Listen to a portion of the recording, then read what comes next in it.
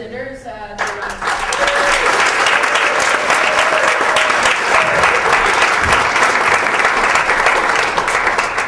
So I want to, we're going to give everybody a chance to kind of take a little bit of a break. Before we do that, I want to kind of explain a little bit about how open space process works. This is really cool because I think the presenters gave you a lot of things to think about. But I know a lot of you probably came here for different reasons. Some of you, again, may have just been really curious about what was going to happen today, what the conversation was going to be. Some of you probably work on similar or even unrelated issues that you heard today, or just a concerned citizen. There are things that you're seeing in the community, that you're seeing on the news, whether locally or at the state level or across the country. There are many. So I want to give you a second, and as I start to explain the open space process, I want you to think about the issue that brought you here today. I want to give everyone an opportunity to come up and raise that issue and hopefully find someone in the community here today that maybe shares your passion or your concern, and we're going to get a conversation started around that. So just to put that on your, to give that to you to think about right now, and I want to explain how open space process came about and how it works. So open space process, the funny thing behind it is that there were several overpaid consultants who were paid to really come up with what was the most productive use of people's time at conferences. So they looked at town hall settings, so where you would come into kind of a large audience, but there were rows of seating, and you just had this full of people just talking at you. And then they looked at roundtable discussions. They looked at tons of different things, but what they realized is that at large conferences and at meetings, people were most productive at coffee breaks. And if you think about it, that's tends to be when the noise level gets the loudest. That tends to be when people connect and exchange information and share each other's contact information and that kind of thing. So it led them to create something called the open space process, which is essentially where the participants, anyone who is attending, you come up with the agenda. We came here, Robert and I came here with really no agenda other than to be the convener today. The convener of you, to have you come and talk about the issues that you're most concerned about, the things that you see emerging within the community, within your school, on campus. So it can be, there's no limit to what we can talk about today. So that's how there are no ground rules. So I want to lay down sort of what the rules, there are pretty much 4 basic rules. It's pretty easy. And then I'll lead into sort of actually what it looks like. So one is the law of 2 feet. I'm from the South. I don't know if my accent is coming out, but I feel like I always grew up where you had to be really polite and you're supposed to listen to conversations. But the beauty of this is that when we're going to be broken out into different tables. But if the conversation that you're in or you think you're interested in, you get there and you're no longer interested or it's not going in the direction you thought it was, you can leave. So you can go anywhere you want to today. So no one takes offense to it. It's not considered impolite. The other thing is, as I mentioned, is that this is what you make it. This is as much as you can put into it. So if there are a number of issues that you're interested in, I encourage you to move around from table to table. This is really, I know a lot of you probably have a variety of things that you want to talk about today. So I encourage you to do that. The other thing, third thing, is that I encourage everyone to feel empowered to come up. I was always really shy in college and really throughout all of school, but I really feel like this is such a great setting for you to kind of come up, even if you are shy and you don't normally get in front of folks. But this is an opportunity for you to kind of come up and have other folks hear you out. The other thing is that you have 1 minute. So we're officially a little bit, how late are we, Robert? Maybe a few minutes? Yeah, 10 or 15 minutes. So we're going to give everybody a chance to have a break. You'll get 1 minute. The way this will work, you'll get 1 minute to state your name, your organization or your school, or where you're from. And then you're going to get into the issue that you want to talk about. So you'll talk about what that issue is, the cause, and where you're going to talk about it. So Robert's actually going to help out. We're going to line up, I think right over here, we'll just have a line kind of coming up to the podium. And Robert will give you a number so that you'll be able to come up and let folks know where you're going to be once we get back from the break. What else am I not covering, Robert? I usually have a one-pager that I read from. Anything else I'm missing? I think you got it all right. Again, just to reiterate, this is about you. This is about you, so if there's something that you felt wasn't discussed, it's your opportunity to discuss that. Just want to mention that again, if it's... the sheets, yes, that's a good one. There are some reports, there's some sheets that when I give you the number, so the number basically means a table number. It really means whatever you want it to mean. If you want it to be your group number, that's fine. You can either get a table, you go out to each side, and just say, this is my name, this is my topic, and here's where I'm going to be. But I'm going to give you something very important that actually we need to take back to DC with us, and we're going to give you plenty of these. But it's really a chance that you can have names of your participants, those who want to provide their name, the topic you're discussing, the issues, the obstacles you're seeing, and most importantly, the solutions. Again, this is the 15th stop we've done in the series, and we've selected solutions that are leading around the country, and we want to get Santa Fe and surrounding community solutions as well. So this is a very important piece of what's going to be going back to DC. So you'll have that sheet. So the important thing to remember, because the open space process won't be that productive if we do this, or if we don't do this, but make sure you have a note taker, assign someone from the very beginning. Those of you who are coming up will be considered the convener.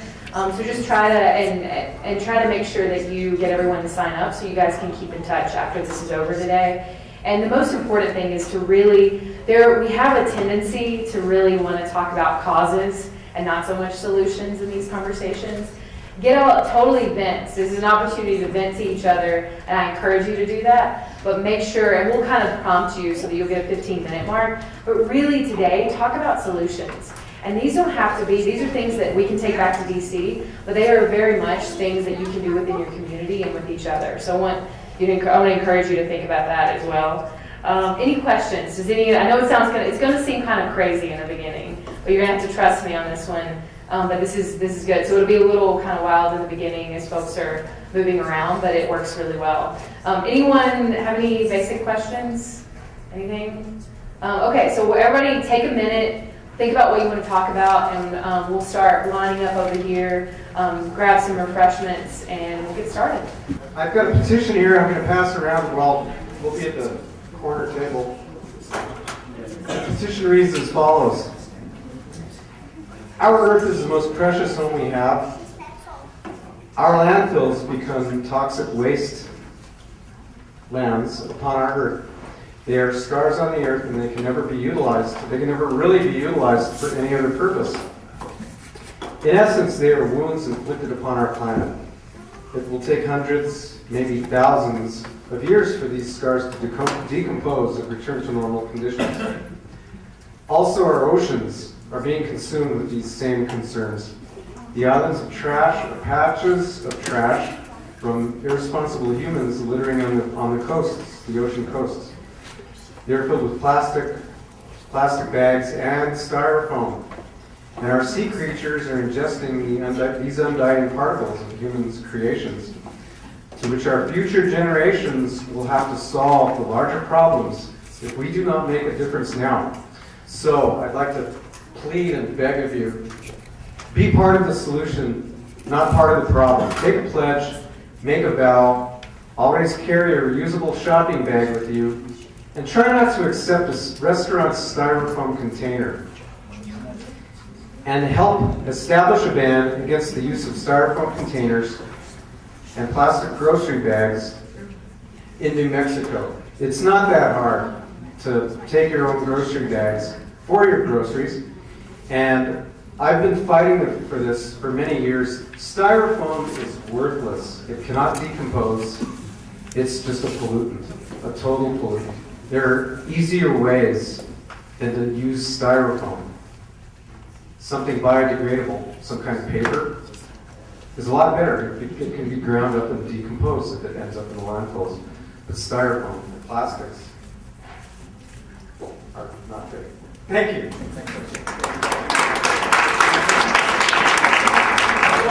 back there. Come on, everybody sign the petition. So Joseph is going to be back there. Again, once everyone is up doing their pitch, if you're interested in the discussion, you may feel free to join him. You can join him now if you'd like, but that's a folks get their pitches going. 1 minute. Hello everybody, my name is Ricardo Sorga and I am a Youth Alliance member, which is a school or statewide youth advisory group. And one of the things I would like to address is the fact of education reform. And that could be done on the fact of changing the school board voting age down to 14 and letting youth actually vote and run on the school board. Because the fact is that their voice is the one that matters the most because they're the ones in school, not really the adults. Right? Where are you going to be sitting at?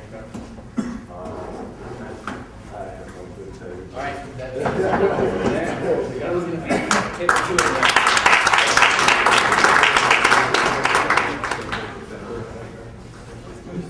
Hi, my name is Max Rouge. I'm a student here at the high school program, the master's program at the community college. And my issue that I'm presenting here is the war on drugs that this country has been up in for a long time. They estimate spent over $1 trillion since Nixon. And the only thing that's happened is an increase of use, an increase of prevalence of drugs, and then the whole medical marijuana issue. And so that's what I want to address and something I'm very passionate about as a medical marijuana patient. And I'll be at this table right here. This is Mary. Thanks, man.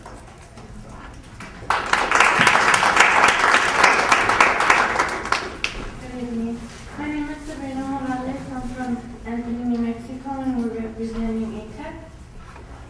I'd like to address that we're trying to bring organized youth organizations because we want to make more youth organizations so that we can make a better future. Thank you.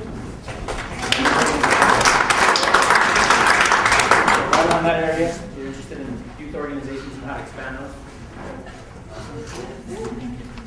Good afternoon, everyone. My name is Lucila Campos, and I'm here representing New Mexico Dreamers in Action. My name is Alma Perez, and I'm here to also address the DREAM Act. We would like for the DREAM Act to be reintroduced so they don't make so many changes. Because with a 2-year permit, I have an 8-month-old baby. So once that permit's done, where does my son's mom go? Back to her country? So that's the way I look at it. So I would like to invite everyone to join us in the conversation of immigration reform, immigration student issues. And we will be in the third table down here. So if you'd like to join us, we would greatly appreciate your presence and your opinions. Thank you.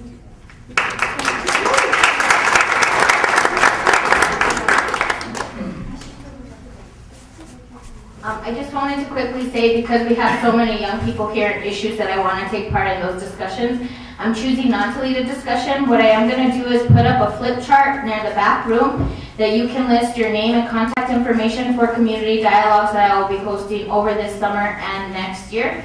That will include initiatives around public education reform, initiatives through Enlace, but also focusing on leadership development. So if you were touched by anything I said or you want to be a part of that experience, I can share with you the trainings and the programs I've been part of, but I don't want to take away from the other discussions. So like I said, I'll list a flip chart in the back. Please give me your information. I'll be in contact with you. And most of you guys are from our community, so we can get together again to talk about these issues. So thank you.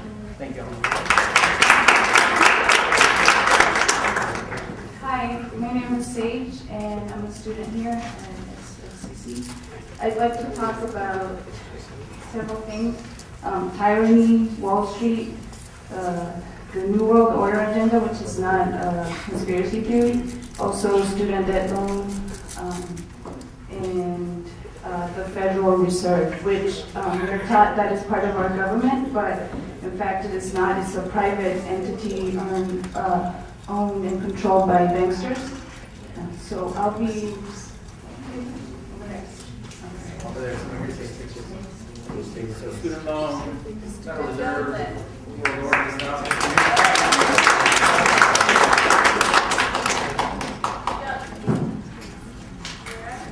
Hi all, I'm Jennifer Sakura, and my issue, my concern is that in education reform and how the top-heavy administrations within education are what is holding back the staff, as well as the learning that is going on with our children. Me personally, I'm noticing in junior level classes here at the College of Santa Fe Community. In junior level classes, I am with people my age, if not a little younger or older, who have a 5th grade reading level comprehension, and I'd like to be able to basically kind of reform this so that these people get the education that the taxpayers actually pay for. Thank you. And I'll be over in the corner there. Top-heavy administration education. Join Jennifer on that side.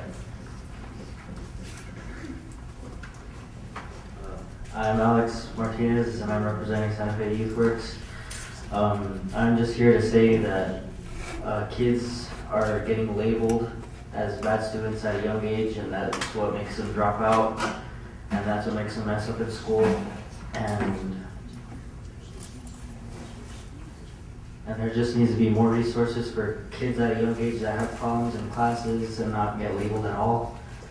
Because I was labeled as a young kid, and I started not caring about school at 7th grade, and it just went downhill from there. But now I got my GED, and I'm doing better. Thank you.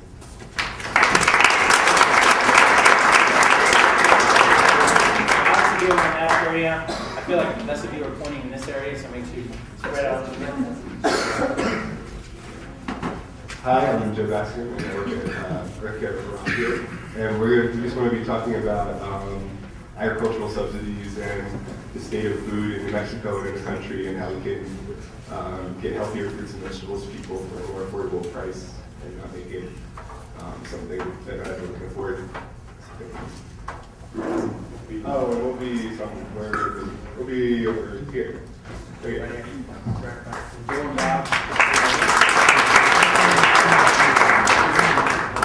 We have 9 different discussions going on. And again, if you feel there's one thing that was mentioned that wasn't mentioned already, feel free again to take that time. Our group was focused in on talking about top-heavy administrations and education to help reform education as we know it now. Part of what we were finding out was that there is, a lot of teachers having to battle with this administration with, 5 different vice presidents in one particular school, and having to basically talk to them, get things done, and yet, all the monies that we seem to think is actually going to that school is being passed out around administration and not so much the people who are going to the school, such as the students or the teachers. So they're actually getting just the crumbs of the funding that is provided to these schools. Basically, the kids are getting punished if, their education is lacking. They get sent off to summer school, yet you have to go to summer school, and from there you've got to pay $1,000 in order to get the education that wasn't provided to you in the first place. Our proposed solutions to these things is get rid of those, maybe 4 out of those 5 vice presidents, because, as the popular saying goes, you've got too many monkeys jumping on the bed and they all fall off and bump their head. Well, that's pretty much what we're doing now. Get rid of all those people. And, you only need one monkey to screw on the light bulb. Just being honest. 80% of what we teach here in America, not so much, even in New Mexico, 80% of this, of the material that we're teaching is refreshers. It's not new material. 20% of that is new material. What I'd like to actually see there be done in New Mexico as well as all over the country is 20% of the material that is taught in the classrooms be the refreshers, and 80% of that be new material. Let's see here. We'd also like to see a European structure be done with our schools here, and maybe just try a couple schools here in New Mexico where they go to school year round and they do get breaks, week-long breaks, but these kids don't have this summer to just forget about what it is that these teachers have taught them. With the next steps and actions, I mean, there's quite a few here that we came up with, but we actually went into a little more with reform, and what we found is, even as college students, we have the Pell Grant set aside for us for a certain amount of time. And in that time, out of that money, we have to go pay for $500 textbooks for just one class. How about making it where you can go ahead and rent these books, but be able to rent these books with financial aid, because currently our bookstore will not let us set aside a rental book on financial aid. So therefore we have to go and pay the $500 for one book, which is ridiculous, by the way. And actually, in my own professional, I'm going to be a nurse someday. I will go on to be a nurse practitioner, but what's afforded to me is loan forgiveness. So if I go to an inmate area, I'm able to, get some of my loans forgiven for school to go and do these things. But why not actually have teachers? These teachers are the ones that are molding our next president, and these people are going to be the ones that, while you're in the nursing home, they're wiping your butt. Why not afford them the same courtesy that you're affording someone like me? These people are getting paid less than McDonald's employees to shape the minds of America. Let's see here. I guess there's a lot more, but I'm going to allow some other people to talk. Great. All right, thank you.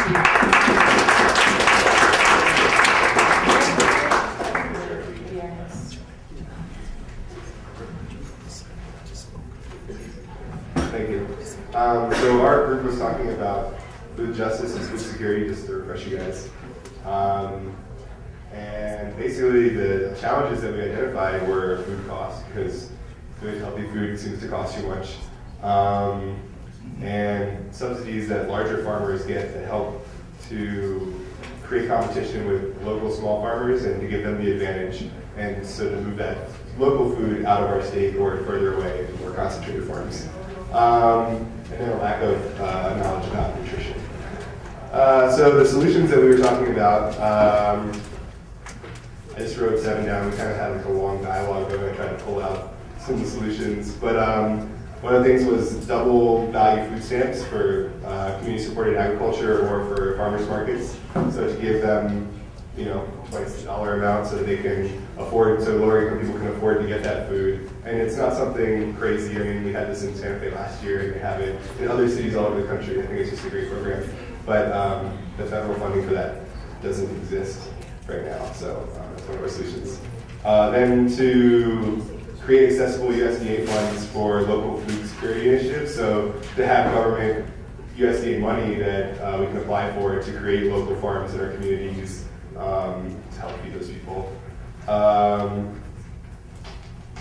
We came up with the idea of using disaster prevention and like fire prevention as a means to create jobs for people to grow food, because those places where the forest is burned down, for instance, those places can be rehabbed through agriculture and then either kept in agriculture or left to regenerate to their more natural setting.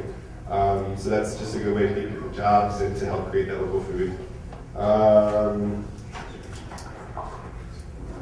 And then using education funding to help create like service learning projects that kids can engage in to help create local food. So instead of just getting money from the government and some adults going out and building a farm and trying to create some kind of nonprofit, to use our students to learn about how to create a farm and then to go use a space and create that and then create a community good through their service, and for them to learn throughout the process, which is just a win-win all around.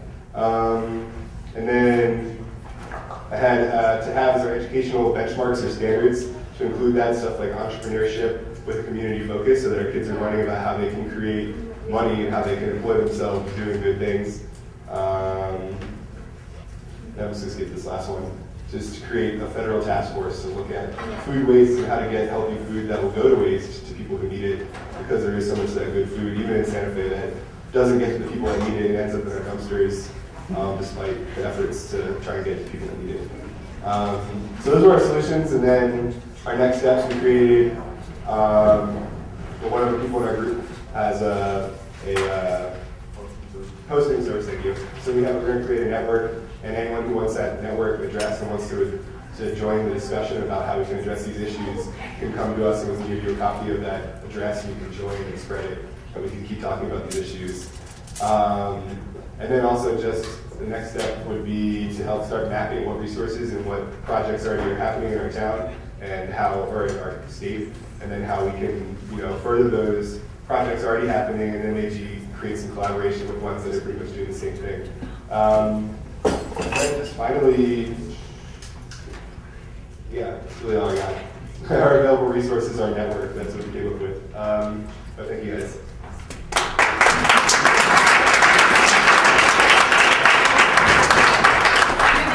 Anybody over here that I missed? Otherwise we'll move folks that were in the back of the room. I think. Do you wanna come up and talk about that? And then, yeah. So there were a couple of different issues. Okay. We talked about social and environmental justice, and some of the issues and topics were war, terrorism, tyranny, student debt loan forgiveness, the Patriot Act, and the challenges are the powerful 1% that control and own global resources to produce, and how no matter who the president is, they still have to follow orders from them. I believe the last real president we had was John F. Kennedy, and because of his trying to work for the people, he got shot. So another challenge and obstacle are the Bilderberg Group and the banksters that own the Federal Reserves, and also the New World Order agenda. We kind of touched that topic briefly. Some solutions, I think, would be to abolish the Federal Reserves, because in 1913, the Federal Reserve Act was passed by only 3 members of Congress, and then 20 years later, Roosevelt declared that our country was bankrupt, and then 10 years later, the Federal Reserve Bank was like, okay, USA, now what are you going to do to pay us back? And in 1936, they instituted the Social Security system, and I think the unity of the people in organization is important. We talked about Wall Street and the 99%, and how it's up to us to do something about it. Like a strike maybe, or organization, because if it wasn't for the people's concerns and actions, like a strike, then we would still probably have to work 10 hours a day rather than 8. Let me see here. We need to stop relying on the media to get informed, because basically TV lies. And it's time for everybody to wake up and know the facts. And maybe committees and community organizations could help. We want to not have corporatocracy. We want a true democracy. So the unification of people, concerned people who are aware of the truth, could make a huge difference. So, yeah, it's all about organizing ourselves.